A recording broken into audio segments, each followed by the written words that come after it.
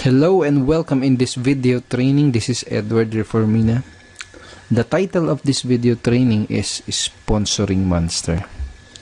I'm so excited na i-share sa iyo yung mga pag-uusapan natin dito sa video training nito because I believe na this information is life-changing in terms of your business. So bakit ko nasasabi to? Kasi parang it's like a turning point para sa network marketing career ko.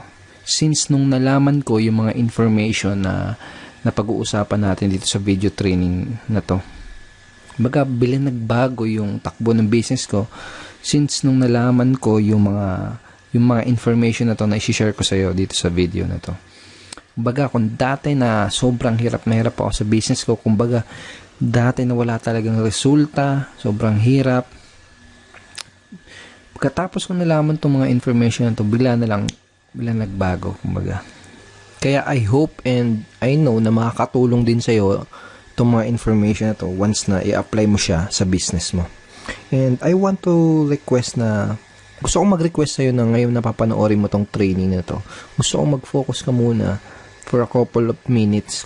Kalimutan mo muna yung ibang ginagawa mo. Kung nakabukas yung Facebook account mo, isara mo muna yan. Okay? Kung may ibang website na nakabukas yan sa browser, isara mo muna yan lahat. Kung nagpapatugtog ka, isara mo muna lahat yan. Because I need you to pay close attention dito sa mga sasabihin ko dahil napaka-importante na maunawaan mo maigi itong itong mga information na to. Okay, without further ado, simulan na natin. Okay. Ngayon, may ipapakita ko sa yung mga words. And gusto kong isipin mo kung ano yung mga unang bagay na papasok sa isip mo kapag nakita mo tong mga salita na to. Okay? Ready ka na? Okay, ito yung first word. Recruiting. Okay? Ano yung unang pumasok sa isip mo nung ngayon na nabasa mo to? Itong next word, sponsoring. Okay? Ano yung pumasok sa isipan mo ngayon nabasa mo tong sponsoring? At ang pangatlo, selling. Ano yung pumasok sa isip mo ngayon na nabasa mo? Ano yung pumasok sa isipan mo na makita mo tong salita na to?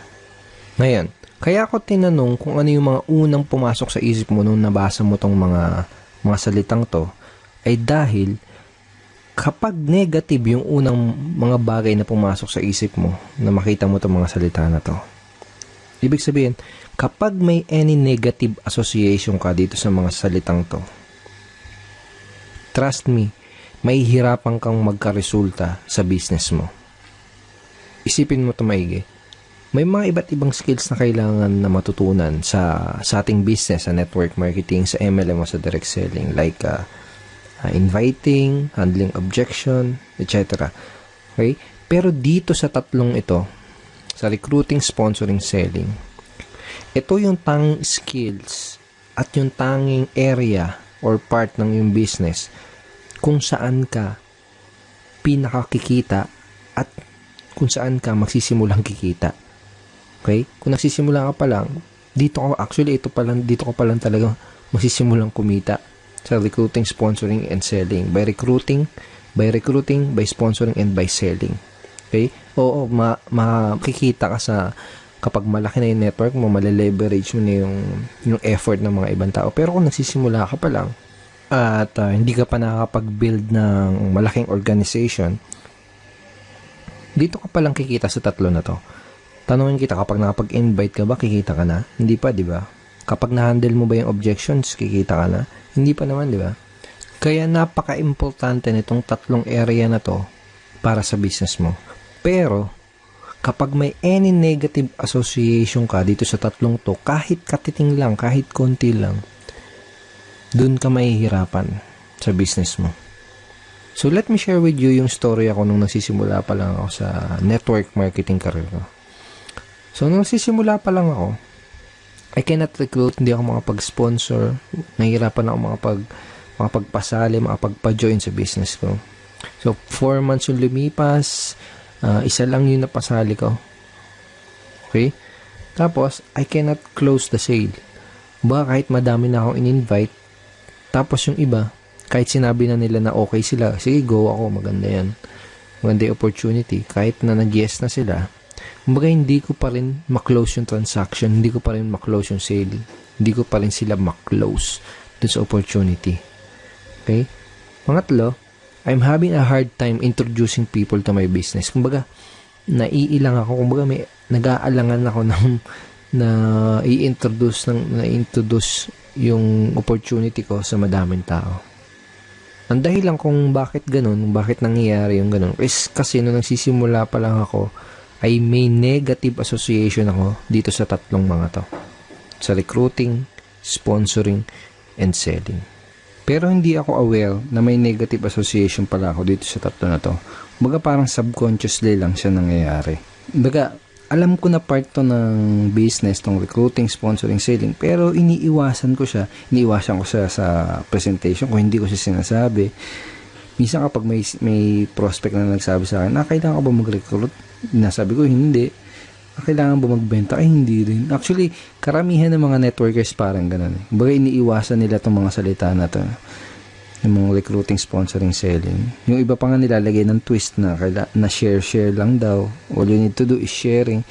But the truth is, sa network marketing or kahit kung kahit anong business pa yan, kailangan mo mag-sell, di ba? Kailangan mo magbenta. Okay? Kapag nasa network marketing ka, kailangan mo mag-sponsor, kailangan mo mag-recruit. Pero nga dahil karamihan ng mga networkers ay mayroong negative association dito sa tatlo na to, ginagawa nila, iniiwasan nila entirely yung mga salitang yan. Minsan tinatanggal pa nila sa vocabulary nila. Right? So parang ganoon yung negative association yun. Now, kapag bago ka pa lang kasi sa network marketing, maaring meron kang weird feeling or negative connotation or negative association about recruiting, sponsoring, and selling. So, very normal lang yun dahil karamihan naman ng mga pumapasok sa network marketing ay wala pa talaga mga background before sa business or sa kahit anong klase ng selling, pagbebenta, or pag-sponsor, etc. Maaring hindi ka komportable sa pagre-recruit, pag-i-sponsor. Maaring pakiramdam mo sa sponsoring is nagte-take advantage ng ibang tao. Maaring ang feeling mo kapag may nire-recruit ka is take advantage mo sila. Posible din kasi na may past experience ka kung saan may nakilala kang tao tapos sinubukan kanyang bentahan, sinubukan kanyang recruitin. So, siguro nakita mo na pinipilit ka niya, parang ganon.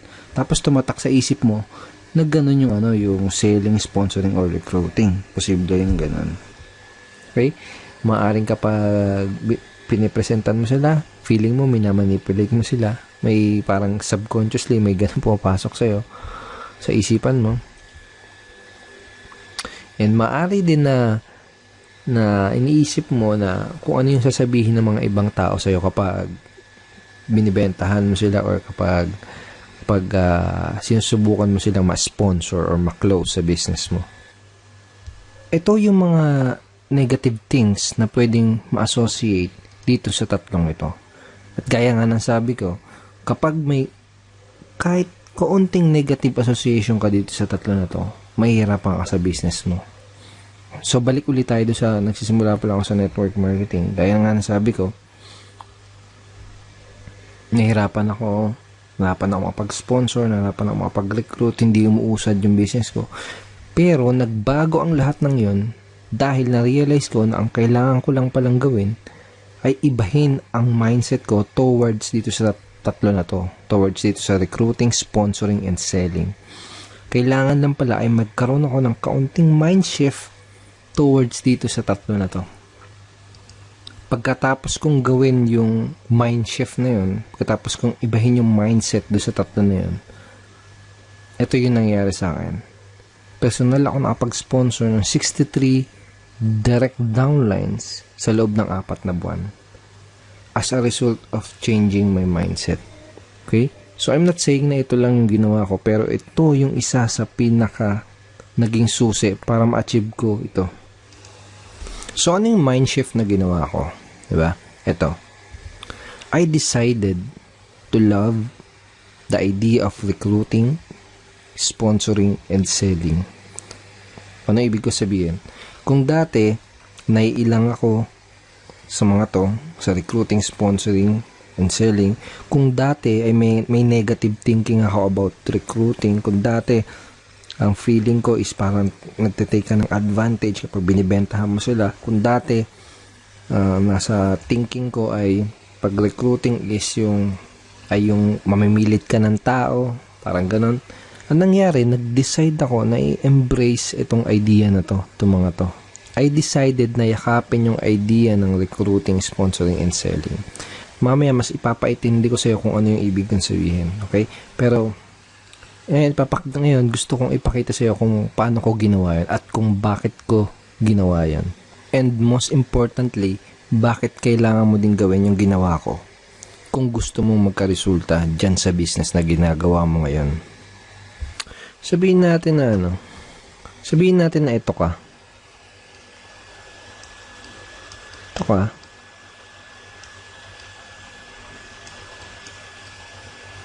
At ngayon, meron kang opportunity na pinopromote. Okay?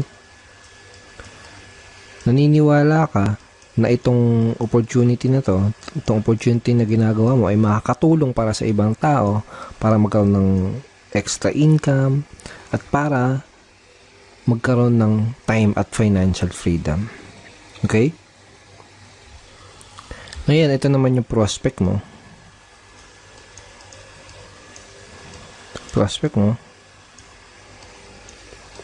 Pwedeng kaibigan mo siya, pwedeng kakilala mo, or pwedeng kamag-anak mo.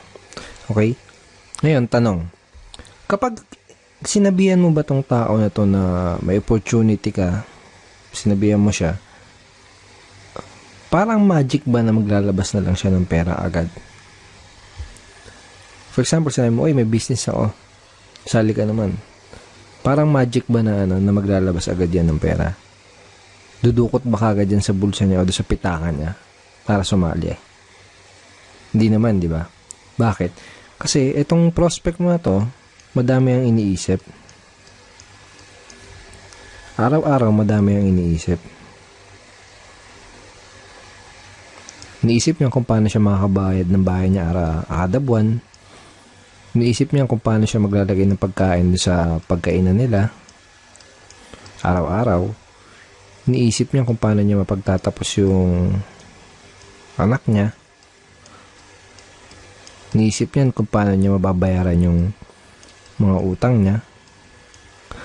Iniisip niya kung paano niya mapapasaya yung asawa niya. Okay? Asawa niya yan. Madaming iniisip tong prospect mo. At ang huling bagay na iisipin niyan ay maglabas ng pera. Ngayon ikaw, ginagawa mo yung business mo dahil syempre, gusto mong kumita. Pero, syempre, gusto mo din matulungan itong prospect mo. Dahil naniniwala ka na itong business mo ay makakatulong dito sa prospect mo na makabayad sa bahay niya, makabili ng pagkain, alam mo yun, makabayad sa utang, and makuha yung mga gusto niya. Kumbaga, naniniwala ka na itong business opportunity mo ay makakatulong para dito sa prospect mo para masolusyonan yung mga problema niya, tsaka para makuha niya yung mga gusto niya sa buhay. Pero bago mo magawa yun, kailangan mo ma-realize na dito sa gitna nyo,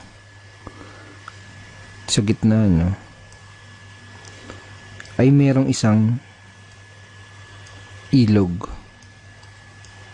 Okay? Bago mo magawang matulungan itong prospect mo na to, gamit ang iyong business opportunity, kailangan ay maitawid mo siya mula dito sa lugar na to, papunta dito sa lugar na to. Okay?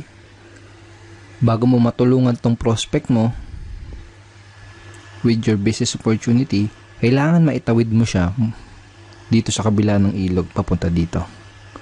Okay? Kaya kung talagang gusto mong matulungan itong prospect na to, it is your obligation na maitawid siya mula dito sa lugar na to papunta dito. Ngayon, para siya makatawid dito sa ilog, kailangan niya sumakay ng bangka. Okay? Bangka yan.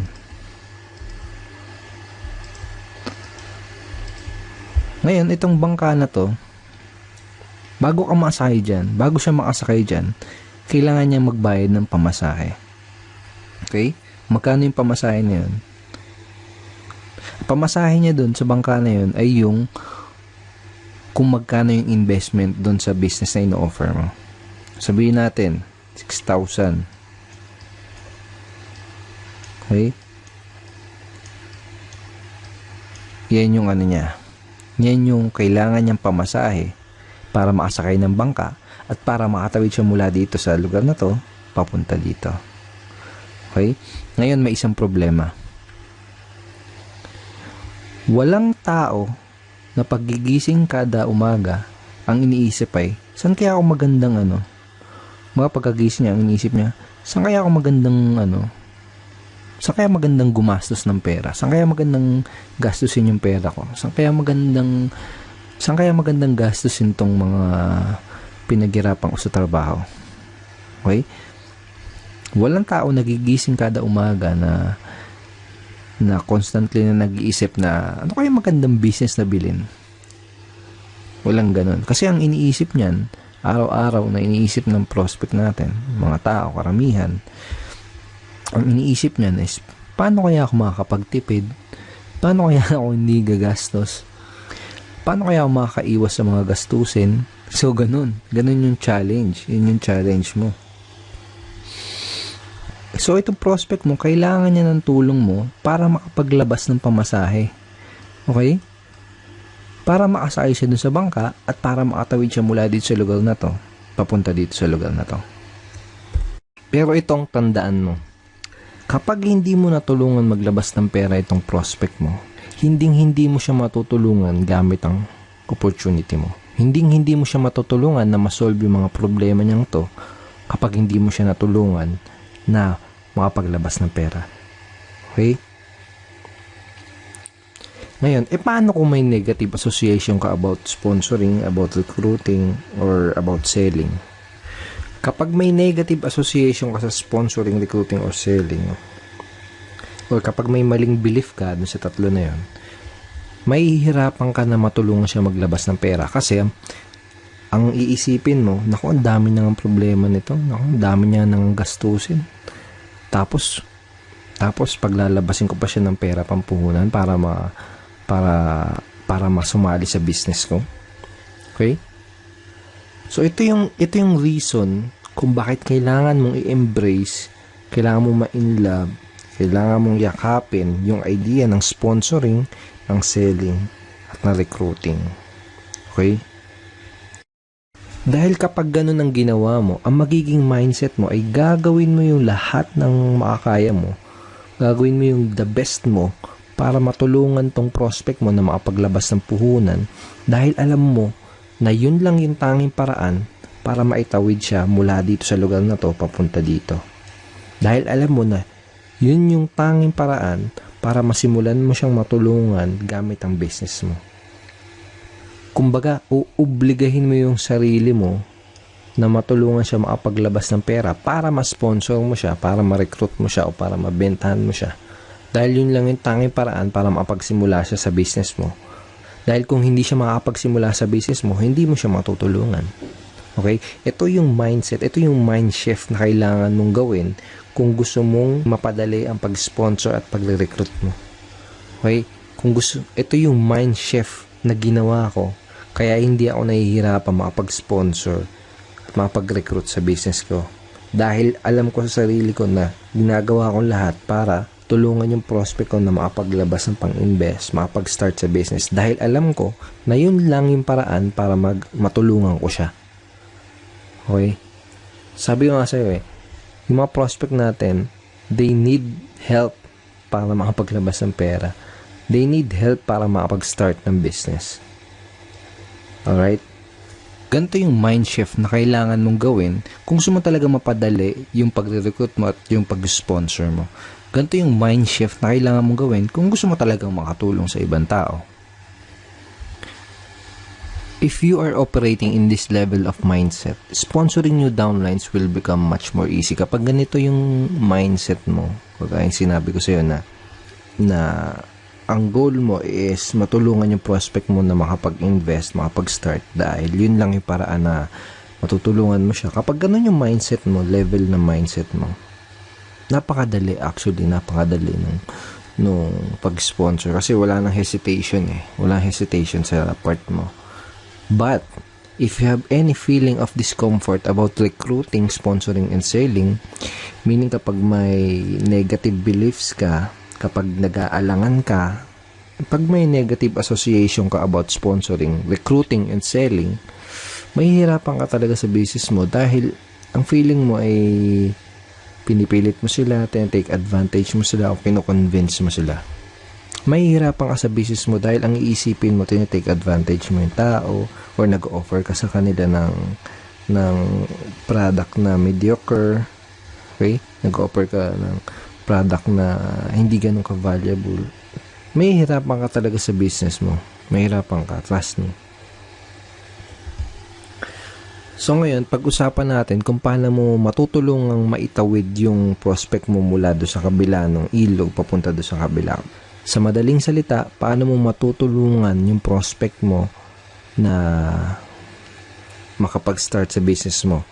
Paano mo siya matutulungan na makapaglabas ng puhunan or ng pang-invest dun sa business mo para masimulan mo siya matulungan gamit ang business opportunity mo? Okay?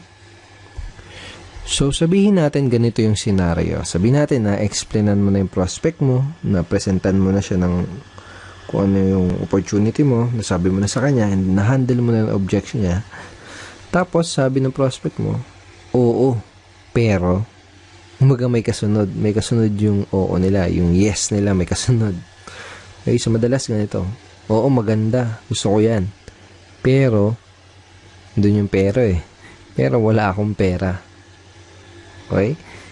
Isa naman ganito, oo, maganda, okay sa akin yan, pero next month na or next week, ganyan.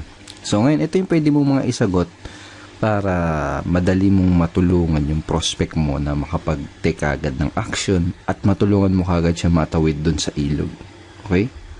So ito, for example, sinabi ng prospect mo na maganda pero wala akong pera. Ito yung pwede mo sabihin, walang problema kung wala kang pera. Ang gusto kong malaman ay kung meron kang nakitang mga benefits sa opportunity na to na makakatulong sa'yo. Meron ba? Okay, so sasagot ng prospect mo, meron. Okay, sabihin mo, ano-ano yung mga benefits na yun? Kung bakit tanong mo sa kanya, hayaan mo siya na siya yung magsabi kung ano yung mga benefits na nakuha, na nakikita niya, na makukuha niya doon sa opportunity mo. Okay? And then, pakinggan mo na maigi kung ano yung mga sasabihin niya, and tandaan mo kung ano yung mga sasabihin niya benefits na yun. Tapos, pagkatapos niya magsalita, ito yung sasabihin mo, okay, importante ba sa'yo na, okay, kung ano sa tingin mo yung pinakamalaking benefits na makukuha niya doon sa opportunity, tanong mo sa kanya kung importante ba sa kanya yon. Okay, sasabihin ng prospect mo, oo. Okay, tapos ito yung mga next question na pwede mong itanong sa prospect mo para para matulungan mo siya makapag-take ng action kaagad. Okay, ito yung isang question, kailan ka magkakapera? Kailan ka magkakaroon ng pera? Okay, sa tingin mo, kailan ka makakapag-raise ng pang-invest? So, simple lang, di ba? O kaya, anong naiisip mong paraan paano ka magkakapera?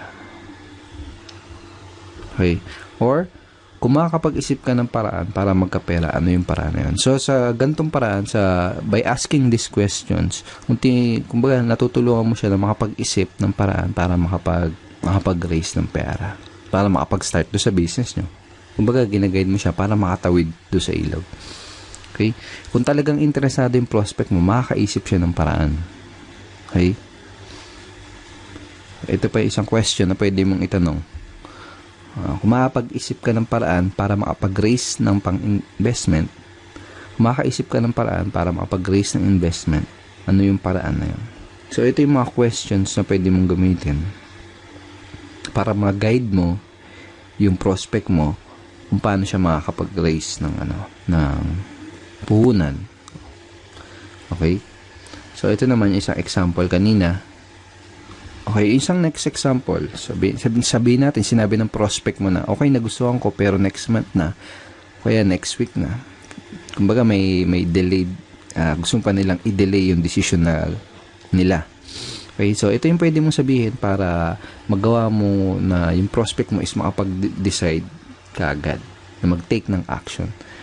Ito yung pwede mong sabihin sa kanya para makagawa siya kaagad ng action. Ito yung mga pwede mong sabihin sa kanya para makapag-take kaagad siya ng necessary action, para makapagsimula na kaagad siya doon sa business mo. Okay, ito. Okay lang naman yan.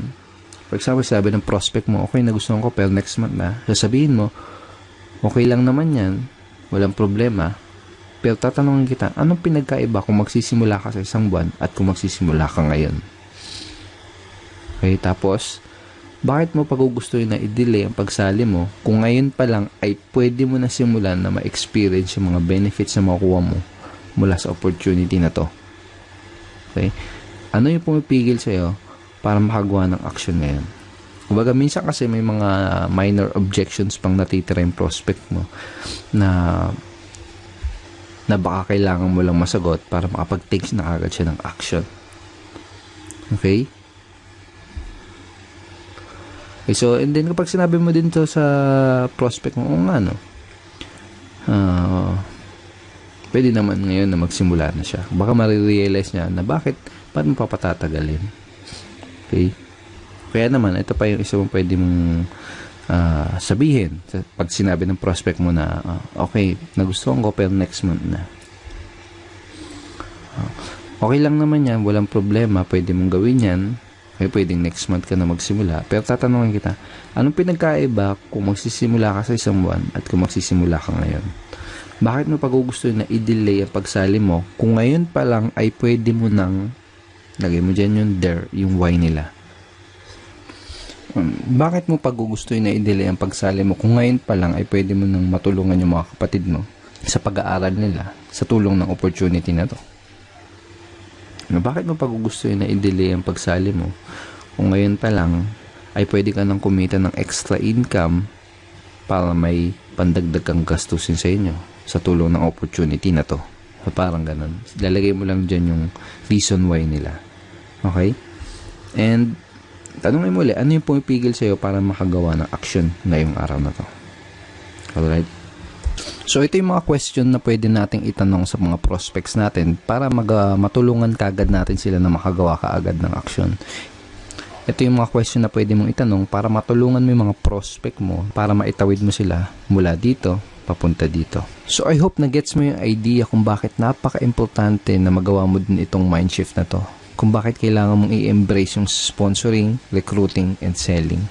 Gaya nga lang sabi ko sa'yo, nung naintindihan ko to, parang turning point siya nung career ko. Dahil nung naintindihan ko tong konsepto na to, ay napadali yung pag-i-sponsor ko. So, I hope mag-gets mo din yung idea at mag-grasp mo din siya at magawa mo din itong mind shift na to para ikaw mismo ay mapadali yung pag-i-sponsor mo sa business mo. Okay, so this time may gusto kong ipabasa sa'yo. Gusto kong basahin mo to. Starting today, I am going to love recruiting, sponsoring, and selling. Okay? Simula ngayong araw na to, i-embrace ko tong idea ng recruiting, sponsoring, and selling. Tatanggalin ko lahat ng mga negative association dating pinaniniwalaan ko about dito sa mga to. Kung talagang seryoso ako matulungan yung mga prospect ko, kailangan ay mainlove ako o yakapin ko itong mga idea na to. Okay? Kailangan yung mind shift ko. Kung mayroon man akong negative association sa mga bagay na to, recruiting, sponsoring, and selling, kailangan kong, dahil ang tanging paraan para matulungan ko ang prospect ko gamit ang aking opportunity ay ma-recruit muna sila, ma-sponsor muna sila, o mabentahan muna sila. Okay?